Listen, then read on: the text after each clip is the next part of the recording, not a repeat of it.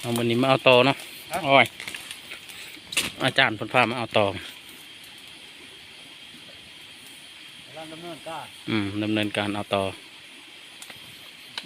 วิธีเอาตอเนี่ยใช่น้ำมันสั่งเท่าไหร่โอ้เอาเลยเว้ยพอแล้วโบได้ผลมันเลือกเด่นนะทำเลิกดูนะ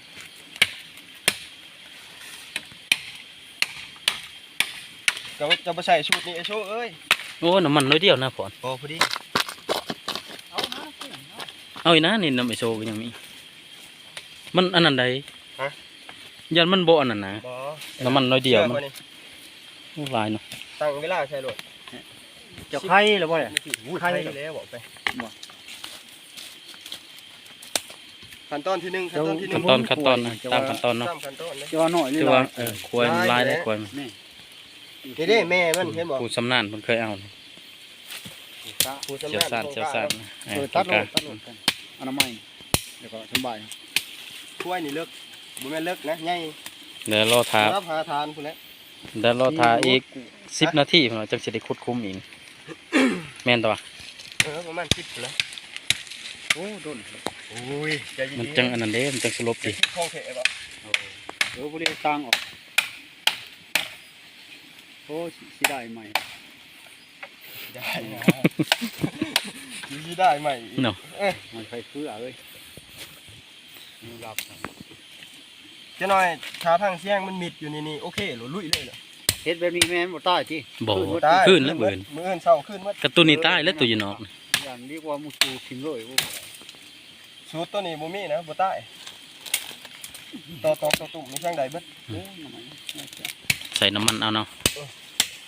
ตื่นนึงเดียบนนี้ลูกปุโดนนี่อาจารย์เพิ่นว่านี่เอาคนนาจังตื่นนี่เดี๋ยวตื่นเจ้าก็เบิ่งตะคุยมันตีกูมาเบิ่งโอ้ยเนาะแม่นเลยไว้อยู่ทางกูก็ที่ว่าดำเนินการตอนนั้นที่นี่นะเราตัดเขาสิคอยว่าอยากใส่น้ำมันอีกอย่างมันขุดยากมันดนบ่น้ำมันมันจะไล่เถอะเนาะน้ำมันไอโซมากก็ไล่เถอะไอโซนผู้เห็นตัวนี้ผู้น้ำผ้าเอาขดเบิ่งคักๆได้ก็มันสลบแล้วจังขุดไว้คอยว่าอยากใส่อีกน้ำไอโซยังหน่อยหนึ่งน้ำมันกระเทินบ่น้อยแล้วนี่ได้หน่อยโซเนาะโอ้โจเสียงมันแล้วบนมันหูมันบ่ทันสลบคันได้ยินเสียงนี่เอาก็ดีพ่อนี่แต่ว่าจะพันเป็นลูกหูเลยหูมันนี่ดิบ้างเลยนี่ไอโซคือเอากับเวลาเนาะควรมันลายควรกูเนี่ยมันว้าเดี๋ยวเขามาช่องคนนะอย่ามันปวดมีแห้งแล้วเอาแก้วมาบ้องเราเอาก็ได้นะจับเอาตัวมันสลบสิการแล้วอย่างลืมเอาแก้วมานี่ได้แก้วคอยบ่ไปบ้องเราในหัวหน้าแก้วเพื่อไว้เดี๋ยวหน่อยชัวร์เนาะก็ลืมเลยเอาใส่ไว้หัวหน้าบ้องเราตะกี้เต็มพังคือยังอืดเดียวนะอันเดี๋ยวยังเลยเอาไม้นะน้ำมันนี่เจ้าซุปเสลยนี่ผ่อนเจ้าบทอกที่เจ้าบทอกที่ผ่อนมันมืดไว้นั่นเอานะกระตุกหน่อยเจ้าเอาทงย่างแท่งที่เฮ้ยมันออกซื่อนะเฮ้ยมันออกมันเองมันไปกินเนาะมันมีกลิ่นซื่อนะแล้วเขาบีบก็ได้ตุกเขาบีบเพราะมันเขาเทละหน่อยได้คันอากาศออกเนี่ยมันบ่ได้เลยคันอากาศออกจะหูเขาการแล้วอย่างวะเอาดินทุ่มไว้ซุปใส่ก้อนไปเลยจังทุ่มจะซุปปะเลยเขาก็จิกปากมันมันเฮ็ดแบบนั้นพันเจ้าไข่มันสิออกบาดเดียวเสียในหูนั่นแหละหูมันก็อยากสลบไปเนี่ยมันก็สลบแล้วมันก็สลบดึงออกกระตุกเคลียร์ออกแล้วนะกระตุกไปทางตาพี่เกินกระตุกหูกระยาโมเมนหูตัวนี้หูพักซื้อยัดแล้วนะบอกว่าหั่งมันแหละเด็กยัดแล้วนะยัดอย่าให้มันถึงหั่งมันนำพอจะก็เอาดินทมออมนี้ชีนาดินก็ได้ชมเขาไปคอยปวดออกคอยปวดจนมันเสียงมันมิดเลยนะช่วยอีกแค่เอาไม้ดื้อจะพาดื้อพูดตื่นบอกว่ามันเจาะได้ฝืนสื่อทั้งมัน อากาศมันบ่ทันเข้ามาทางนี้เด้หูมันใหญ่ดิกล้วยพี่แล้วพี่ นี่น่ะ นี่เอาออกตัวนี้ แล้วก็คอยพัน มันสิสลบเด้อจะนอนพังเสียงมันมิดนี่เอาเลยเด้อโอ้ย ลืมเอาแม่มันเลยลืมเอาแม่ ซอยเลยแหละบ่ย่านเด้อแล้วการขาถากวะ บ่ถากบ่หลายกูเลาะมันกู เจ้าก็สร้างมาเลาะเพาะเนาะแต่ โอ้กูลงมานี่น้ำกันใน กันไปตั้งเพาะนะแม่ง โอ้ยเพาะนะ บ่ไป ตัวนั้นแล้ว บ่ กู เพาะ ท่านเขาเอาก่อน อยู่ใช่ อยู่เทิง นี่บางๆนี่ได้นี่คันเฮ็ดนี่ปลวกบุบอยู่ได้นี่ เออเด้หังมัน ได้ ตื่ คั น นจะโชว์เหยียบถือกระบิดนี่ขาขาด แล้วกูดีใจมาเห็นควายมันหนีกูว่าโอน จะเหยียบถือกระบิดขาขาด เอ้าตะกี้เขาเอาควายเหยียบซ้ำมันสีทอนขึ้นมาหัน เออตีนหมด หมดเลย คนเฮาก็ปานใดเขาเอา กระดูกยังเหลือแต่กระดูก เออแม่นหั่นนะ เขาว่า ไก่ลีนนะตัวหังมันใหญ่ เฉพาะห้ามต่อนี่ได้ เข้าเทียมแลน ไว้เท่าได้มันกินต่อ ว่าโชว์เข้ากับเทียมแลนเด้ มันกัดไว้คือหยัง เบิดแล้ววะฟัง เดี๋ยวดูมาก่อนใจเย็น คือว่าตอนบ่ไว้มันสิ อยากได้ของแท้ให้มันเจ็บๆหน่อยโชว์เนาะ ของดีเนาะอาหารดีได้อมื้อนี้นะ อะไรเฮ็ดคือบ่เต็มไปกับข่อยให้เด้ไปเอาเพิ่นเอามือชวด อ๋อ ช่างให้ข่อยขุดเพิ่นว่าแม่แตกบึ้นๆพากันเล่น โอ้ โอ้หัวเช้าเลยได้ทานเดียวทิมช่องฐานไปไผไปมันข่อยชามชาเอาพดตี้ข่อยจกเลย ขุดเลย ได้ช่องฐาน ค่อยขุดพรขุดบางๆไป เฮาน้ำมันเฮาให้หมดเลยใจเย็นๆไอ้เสียงมันแกบก่อนพอพังรหัสมันก่อน เงียงฟังก็ได้ เสียวซ่านเอาต่อมา พังรหัสมันก่อน ไม่ เลย มือจัง เจ้าไปเผาถอกนะก่อนมันค่อยว่าซุปมันค่อยไหลลงเองมันเฮยไอ้เจ้าไปบีบถอกมันเฮยในดินมันขุดเบื้องปากมันเนี่ยหันละซื้อหันละหังซื้อหันละหังแนวจะขุดบนขี้ดินเมื่อกี้นึงเห็นหนหังเอาเสียมดูนะ หมอพระข่อยสิตรวจสอบว่าแม่มันได้หรือบ่รู้ได้ น้าพันออก กิน เยอะ แห้งได้บ่ได้ พันออกเลย ระวังเหยียบได้ผันแดน สิเข้าไปเหยียบได้แท้นี่เด้อ โอ้บริเวณนี้แม่ตุ๊ก ไว้ได้ ทั้งก้นเจ้าที่หู สรุปแล้วนะได้แล้วนะกด ทางหลัง ยังบืดอยู่เด้มันบ่ทันได้ บ่เลยเฮาไปถอกหมดก่อนนะมันเนาะ บ่คือแล้ว คันคอยเฮ็ดนั่นค่อยซุปมันไหลลงคอยมันอัน อา เอง กาศมันบ่ทันเข้าเด้อ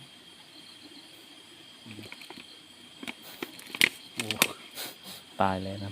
มันถึกหั่งมันแห้งคิ้วได้พอ บ่ อ้าวเจ้ายังบ่เสีย บอกใครอยู่น้ำมันไอ้สั่งเขาจะชวน คิ้ว โอ้ยกินบ่ได้ไอ้ชวน เอ็ดสร้างคิ้วคือกัน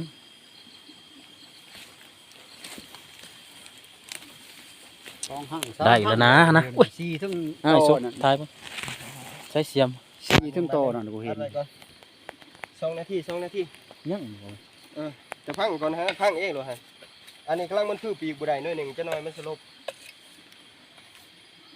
เดี๋ยวสุดไปเฮ็ดเด้คัน ยังได้ยินบ่ยังได้ยินเสียงบ่ บักลาย ดัง แม่มัน โอ้ ก็ ยนี่จะบงควายมันนี่จะว่าแม่มันบ่ลายนี่จะบงควายมันควายมันลาย บ่แม่นก็อันนั้น เรียนแล้วเนาะ ห้างมันใหญ่โพ สำควายอุ่นรับหาทานนี่บ่เลยอันนี้มันครบเดือนมันขวบเลย เอาเสียมมาเอาเสียมมา น้ำมัน เอามา เต็ม เพิ่ เมื่ น อก่อน ละเสียง ขอสิเทื่อไว้ก่อนจะน้อย ไม่ใช่ เฮ็ด ล่ะ บวกบาดเดียวเลยบ่ได้ถือมาบ่จ้าเสียม คือแล้วเว้ย ในการเอาต่อบ่ได้เด้ นี่จ้วงดวง ใต้ กี้ บ่โตได้ สำควายอุ่นพุ่นจูพุ่นน้องมันโจมาบ่คอยๆเด้อ พวกคนเฮาคอยซุปเมื่อกี้นี่พ่อนจะบ่บีบมันน้ำมันหั่นเนาะไอ้โซเนาะมันเฮยมันอันนั้นเอง อันนี้ยังดังอยู่หลุมหั่นมันบ่ทันได้ตายเอ้ายิงดัง มันอันนี้อากาศมันบ่ทันเข้าเด้บ่เข้าเต็ม จูนั้นไปเอาตู้คอยไปเบิ่งมันเขากึ่งตัวคอน อือ แต่บ่เพิ่นซ่านบ่ทันคอย กำลังสอ ว่าง ข้างนี่มันถิ่ม ไปเห็นแล้วแต่ว่าเขา มันเฮ็ด เขาเห็นแล้วเขามาเอาโหลดของ มันเฮ็ดหูผากเด้ เขามาอยู่เป็นที่แมง แม่นแล้วเขาเห็นเขาก็เอาเลย นั่นแหละจังว่าแต่บ่โอ้เขาคิดว่าสิป้าไว้ไอ้นี่เขาว่าสิป้าไว้อีกกันแต่มันขึ้นไปก็มาโอ้บ่ทำแล้วมันบ่ทันพวก โอ้ยมื้อนั้นข่อยยิงนกข่อยข้ามมาข่อยก็เห็นแล้ว ไอ้เดือยเลาะเลยอีกเช่น นั่นแหละเขาย่านหมูมาเอาก่อนแล้วก็บ่ขอสิป้าก่อน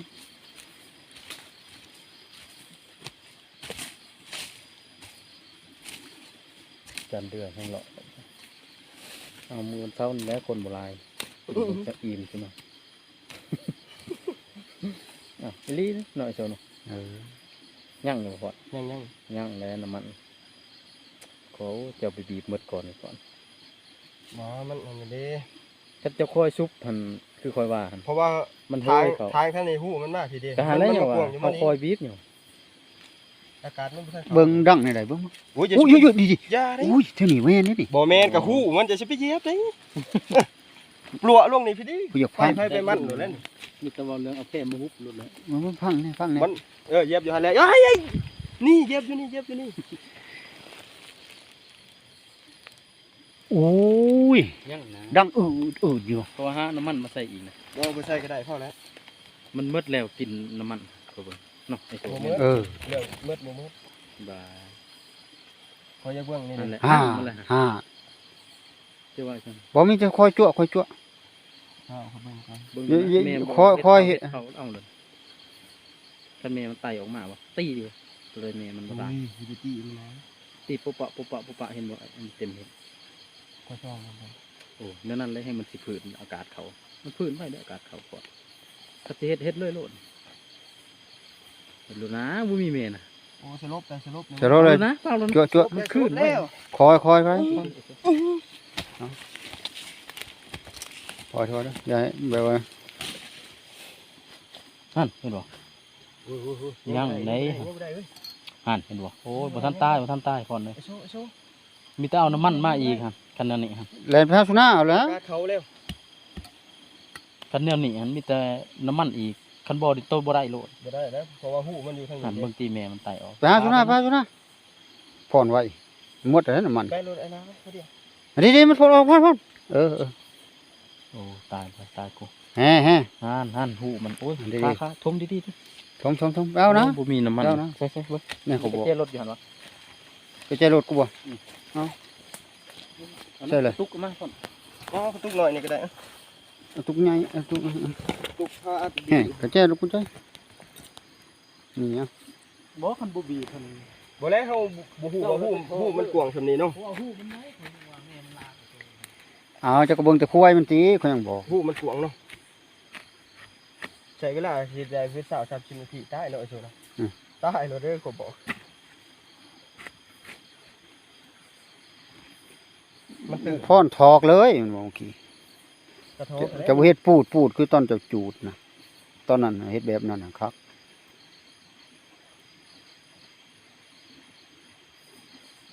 เบื่อนี้มันอาการลงใส่เขาแม่ใหญ่ใส่สิเด้อสิ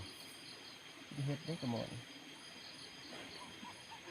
ตายจริงไอ้โชว์เอ้ย แล้วเอาตุกมาใส่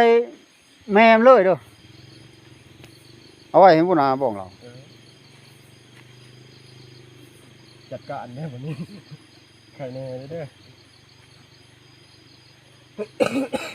โอ้ยดีแต่มันไกลแล้วนี่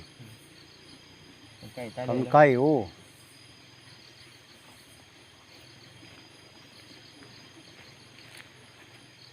บ่แล้วแนวหูมันอยู่ผีเพื่อมันสิเข้าคันเป็น30นาทีพุ่นเฮาอัดปะให้มันได้ อันนี้เฮาจะเผาเอา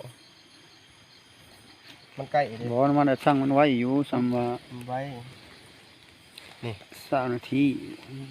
โอ้ยอย่าไปควัดเด้ บ่จะอ่านเบิ่งสิ อย่าไปควัดเด้ เจ้า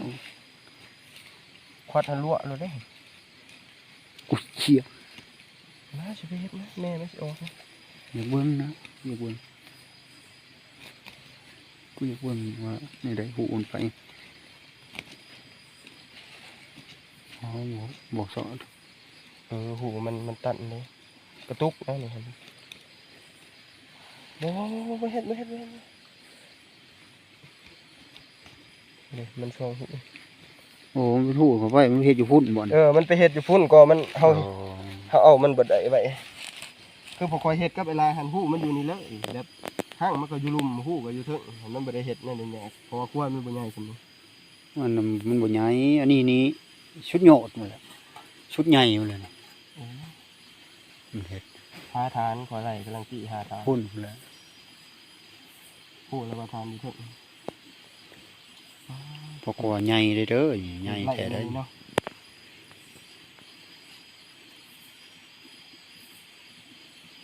มันก็เริ่มแล้วเริ่มเมาเลยเด้ครับแต่ว่า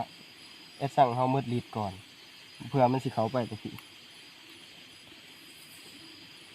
วันนี้ใส่ทั้งนั้นเลย บัดนี้ เจาะใส่ทั้ง มั นั้น น ออกนี่บีบใส่บัดนั้นเลย ใส่แล้วก็อัดตุ่มปะ มันไล่ฐานก่อนมันสิ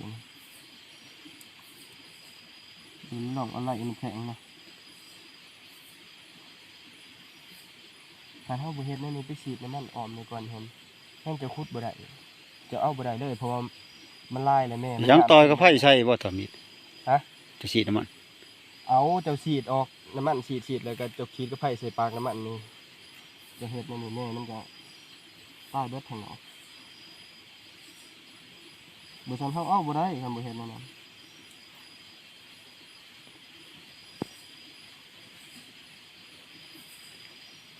โอ้มันทานยามบ่ธรรมดา แต่ฉันคือการกับทหาร เออมันใช่คนโทมันจะ ระบบบางอย่างนี่ ระบบมัน สิบป้ายหรือว่าเช้าพุ่นเนาะ เออ แหน่เต็มอันเนี้ย คือ เริ่มเลยเด้เริ่มเสียงสาลง คือเบิ่งเลยกูเขามาซอมึงนั่งวูดูโค้ยกูว่าบ่ได้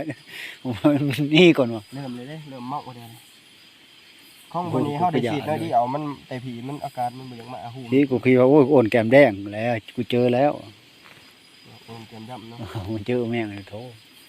ต่อดอกว่ะ ไปเห็นแม่เต็มอันเนี้ยเลย โอ้แม่เต็มมันหน่อย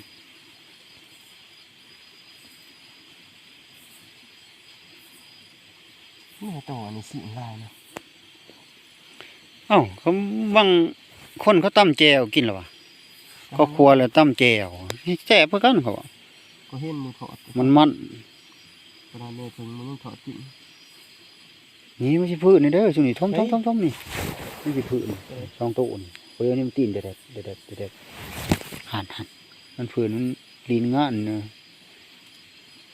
ท่อมนะ ยินกันสำนีก็มีผิดคือกันอยู่เด้อ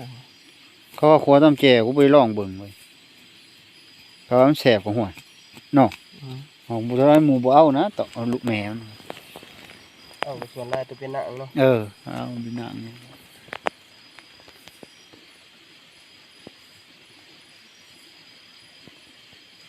สลบหลุดเด้ติดๆๆๆเนาะ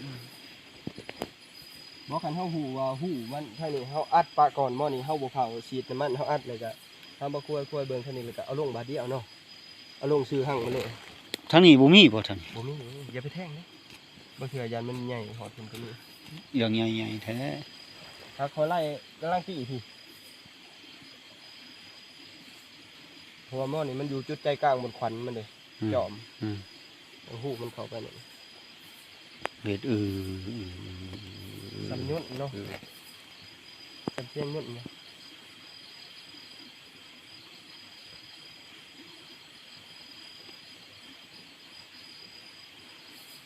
เอาย่ำกลางคืนนี่แล้วย่ำเวียนยากเด้อ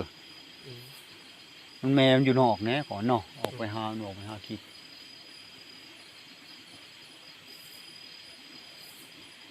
ก็ฮอกนะ อยู่นี่มันอยู่สูงยิ่งบ่เป็นปืนนะ ยิ่งมันก็บ่ถือแต่มันบ่ตายมันเป็นปืนแว่งนั่นโอ้ยได้ฮอก2-3ตัวปุกปาก มันตกสูงเลย ว่าตัวกันไหนบ่เห็นมันหกนะ มันตกสูง20 เซนสิได้ตก โอ้ยไปแน่ตามสูงแฮงตกสูงกูบ่ยังว่านี่ว่ากูบอก คันได้ว่า บ่ได้ยิงตามศูนย์บ่ยิงเลย ประเภทใส่ลูกโป่งคันได้ใส่ลูกโดดบ่ได้กินนะ ยังดังอยู่ว่ะ ดังนี่ไก่เลย บ่มันใกล้ยักอันนั้นแล้วเฮาอันนั้นเขานิดนึงมันสลบแล้ว โอ้น้ำมันก็หลายเติบแล้วก็ตุกน้ำเป๊ปซี่1ก็หลายเติบแต่อันนี้อาศัยมันหั่งมันใหญ่ซื้อแม่มันหลาย แม่มันเกิน แม่มันหลายเกินมันหั่งน้อยธรรมดาได้ๆๆมันสิเอาเห็นบ่ดอกแดกๆเด้ออันนี้ บ่ได้เข้าได้เด้อ ออกลามาแล้ว ก็คือว่าเขามันเต้าได้สวย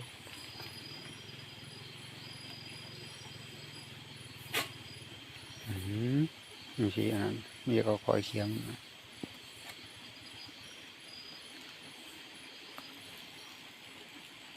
ตัดไล่ติ ตัดไล่ทิมถ้าเราไปขาแม่มันเคลื่อนกูมืดเนาะจะว่าปะ แขวมันนี่แข็งขนาดเด้อ นี่ใช่ไหม เด้แขวมันนี่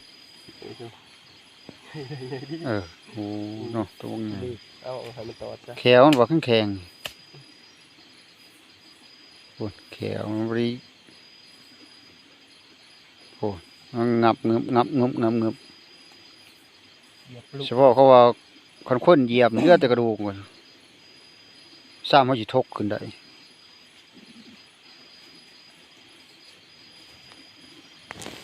มาแล้ว ไม่แต่ย่างน้อยเดียวนะเพราะว่าอะไรคันเท้าทาด้นปะนี่มันก็ใต้เองมัน มาโล ย่างน้อยเดียว นี่ให้พ่อเอาใส่ทั้งมันออก ใส่ทั้งปากมันเด้ ใส่ทั้งมันออกเลยนะ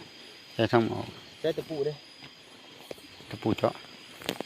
จะซุปปะบ่บีบมันก็บีบเอาจะซุปบีบเอาแต่มันเฮ ซุปแล้วก็ทมดูจังบีบ เฮาบีบ เฮ็ดวีดลงมัน นี่ นี่จะหูมันอะไรอย่าจกที่แม่มันอย่าสิเปพวกเขาได้หันตัว อย่าอันแห้งได้อทาง บ่บีบปะซุปเลย มันจะซุปมันใส่ไล่โผล่มันจะเน้นข้ออะไรกัน จะซุปจะกระทมเลย พวกเราก็ ไปแก้ไข อีกประมาณ5นาทีนี่ฟังเบิ่ง มันไหลเอ็มคออยากลง ประมาณ5นาทีฟังเบิ่ง แตะ มันไล่โผล่นั่นมันจะพังแม่เสียงมันดับเลย ฟังบ่ ไม่ได้คุดเลยนะมันดับ ฟังบ่ก่อนคันมีดมันสลบ เงียบเลยมันคงเข้าเผาโผล่ปกติใจเย็นๆก็ได้เลย เศร้าแล้ววะ ยังลุ่ม น้อยเดียว ผ่านลุ่มพุ่นตัวเทิงสิบ่ปานใด ยังน้อยเดียวปกติคือไอ้โซ่พังบางอย่างทำนี้ก็ยังได้ยินเนาะ อย่างนี้เดี๋ยวของเงียงใส่บ่จุดินหูไว้เด้อดังหู นั่งอยู่แต่อยู่ลุ่ม โคกแล้ววะดังสอบที่ไรที่ บ่บีบแต่ถึงให้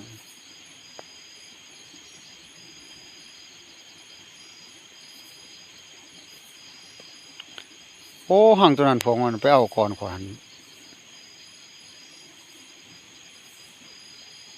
เลิกเติมก็ขุดแต่ว่าควายมันบ่หลายเท่าตัวนี้ควาย ผ่านลุ่มพุ่นมัน ฮันแล้ว ผ่านตัวลุ่ม ลูกอึ่งเว้ยดี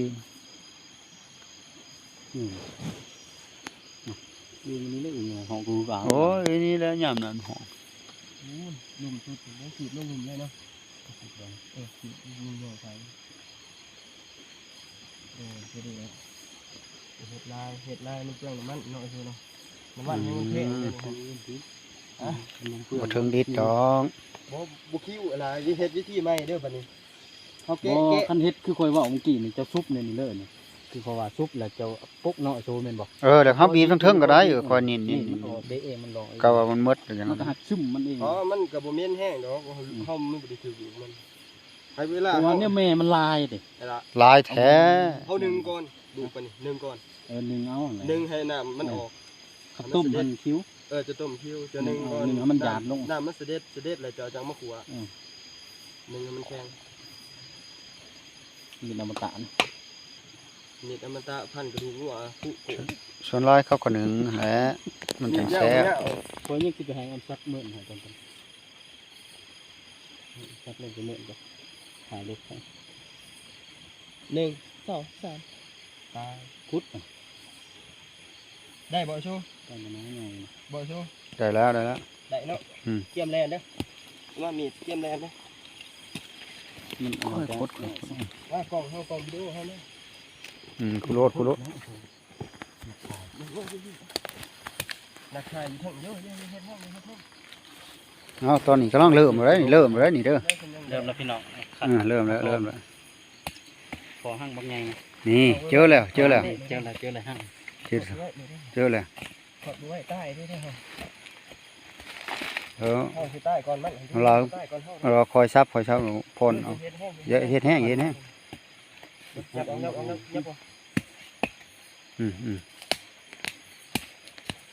อาใกล้สิเห็นแล้วดังปลุกโอ้พอด ห้างมันบาง สอดเลยนะก่อน ให้มันสอดเลยมาทำให้สอด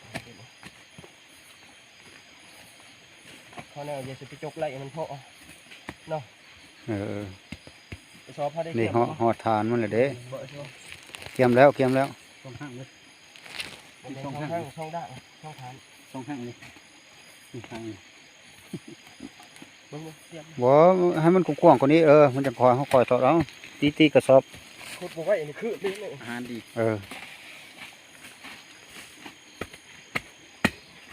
ขุดบ่ไว้อีกคือนี่ เออ เอากับเวลาต่อ โอ้เฮ้ย ได้แล้ว ซับนะ มันอันนั้นเลยเนี่ยบอลมันจับ บ่ ทายไหมพ่อ ได้สนิมกระดกนะ เฮ้ยมันออกแล้วแต่มันบ่ทันตาย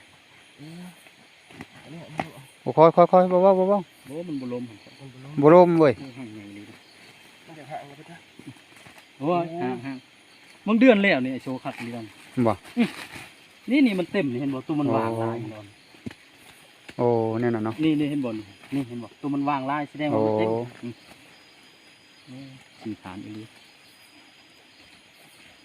เห็นบอกวางลายอีหลี โอ้เนาะหมดแล้วติหมดแล้วบ่ บ่ลมบ่ โอ้ยบ่ลงกันให้มันลง หมดแล้วบ่ ลมมัน ค่อยๆเบา ค่อยๆ ๆ นี่เห็นบอกมันวาง โอ้ ถ้าเดือนมึงแล้วนี่คักนี่ โอ้ทานงามเลยเนาะ นี่อันเด็กเห็นบอกวางหมดเลยลาย ทานงามเลยไข่ปะโอ้เป็นผงบ้างไงนะ โอ้เดือนแล้วนี่พอมึง เนาะ แล้ว ถ่ายเอานี่โอ้ของเถช่วย เอาอันนี้ โอ้ยแม่มันใส่ถุงย่างมา ทุงยางนี่ อันนี้ได้ลุ มีทุงยางบ่ คนนี้บ่ได้เอาถุ โอ้ ง โหริ้วลุ่มพูดอีกปะจ๊ะ บ่มันแลมันลี ฮะ แม่มันลี แม่นบ่เบิ่งดีๆ มันน่าจะไปมีลายอันเดียวนั่นแหละต่อ บ่มีเท่านี้แหละย่ามาอยู่เจ้าจองคำโต ไปมี2-3บ่อ แม่มันหลี มันอยู่ในหูนูน โอ้แม่นลิ อย่าป้าบ่ทม คันว่าเอาแม่นบ่ ป้า ต้อง ไป มีอีกข้างนึงพูด บ่น่า เบิ่ง เอาไป เบิ่งก่อนเช็คดีๆจ้ะ บ่นะ แม่มันหลีล่ะหูนู ไป อย่า มึง ไป สิตอดหัวดิดอก ได้นี่เอา สั่งไปใส่รถไว้